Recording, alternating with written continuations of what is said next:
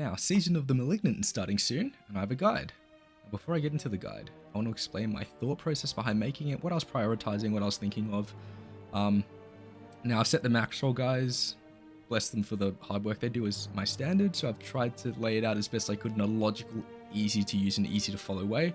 Please comment below if there's any recommendations you have on anything I could do to improve it, and subscribe to get notified of any iterations that come up if there are any changes that have to be made. Now, straight into it. I had to think of what we were starting with first, and we know we're getting the Altars of Lilith to begin with, and all our areas will be discovered. And now I've also assumed that we're getting all the waypoints at major cities and Tree of Whispers unlocked for us first. That leaves us with these values here for each zone. Now, the first point we'll be aiming for with each zone is 900, because that is when we get our second skill point. We want to have that as soon as possible so we have our full build and we can level up as fast as we can and be as strong as we can as soon as we can.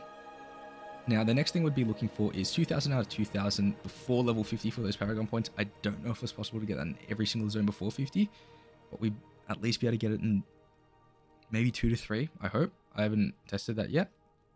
Now, we also want to be 3 levels behind the mobs in the zone that we're doing as often as we can.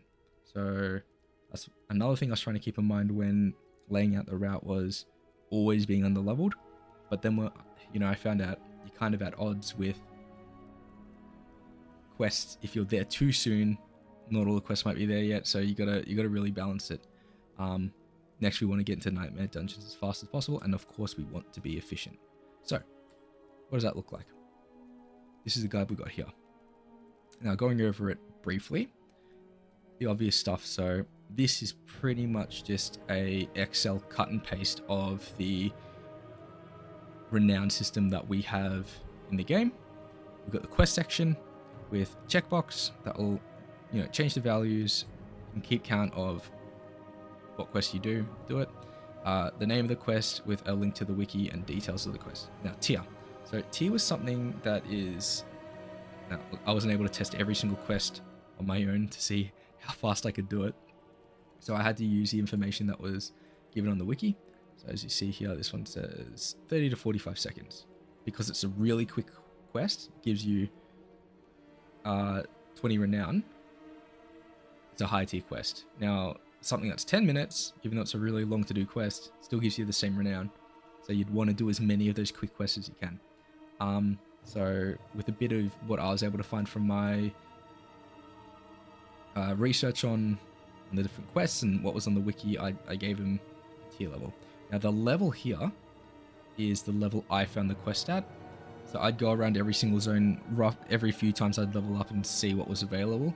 So these aren't exactly the levels the quest appear. They're roughly when I found them as I was looking around. So, but this stuff is pretty irrelevant anyways. You don't really need it. C&D is whether the quest is part of a chain or has a dungeon that's attached to it.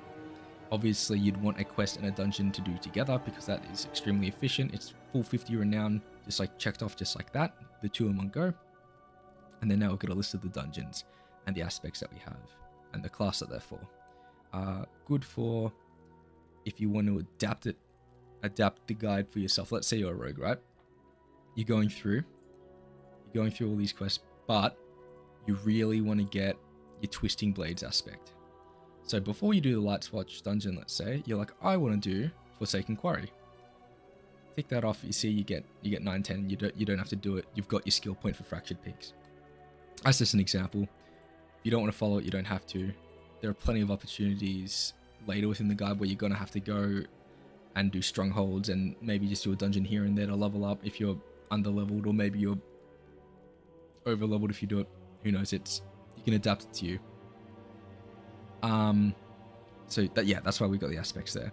And generally as well, I find, especially for Fractured Peaks, you'd want to stick to, on your first character, universal ones and the ones for your class. The reason for this is because if you're making an alt, if you don't have a dungeon with an aspect left for them to do, you can't actually unlock the aspect crafter person until level 25 or whatever it is, because it's locked unless you do a dungeon. So if you clear them all, clear them all on your main first, then your ult's gonna be pretty sad until later on. But obviously you're gonna have to pick and choose some, right? Then we get into the guide. So this is what I thought to be the most logical laid out, doing quests that follow each other, that are roughly on the right path and take you around to get the renown that you need, so 900, and to be appropriately leveled for the zone as often as possible. So you run through it. All it is just a simple tick of the box as you're doing it, and then you'll see the renown will go up. I've linked as many quests and information as I can. If you get stuck, you can go straight to the wiki there. And yeah, you got information. So you also got waypoints as you find them, and the strongholds as you do them. Now this mainly helps for later on. So if let's say you just turn off and follow the guide, after you hit 900 on all the zones, and then you kind of want to plan out what your route's going to be for each zone to get to that 2000.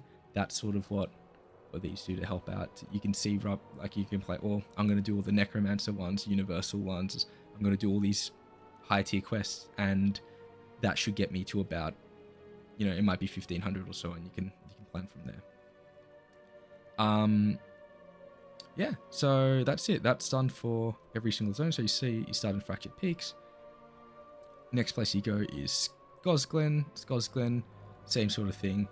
You'll be following the guide as it's listed here.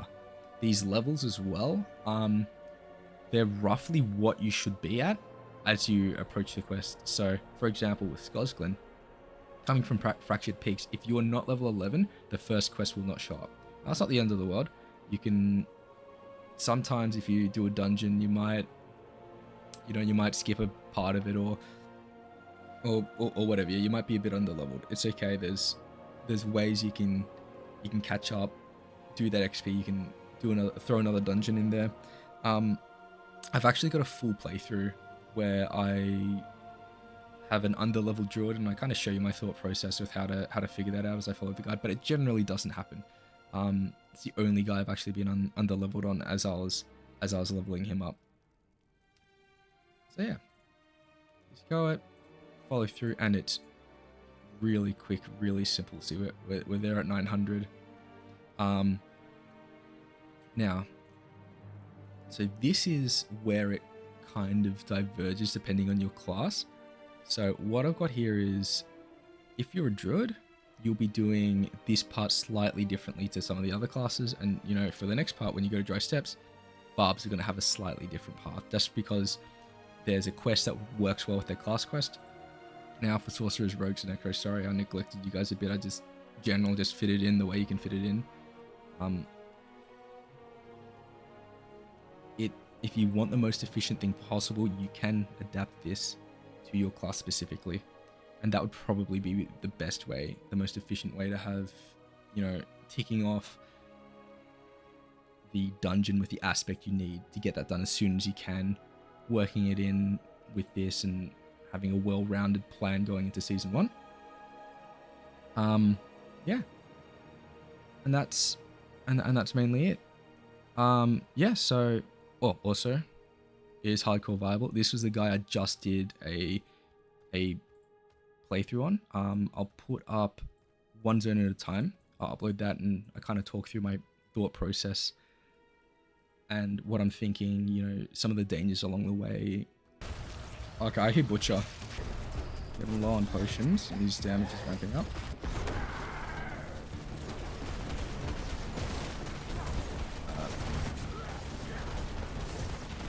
And that's why we love Cataclysm, boys.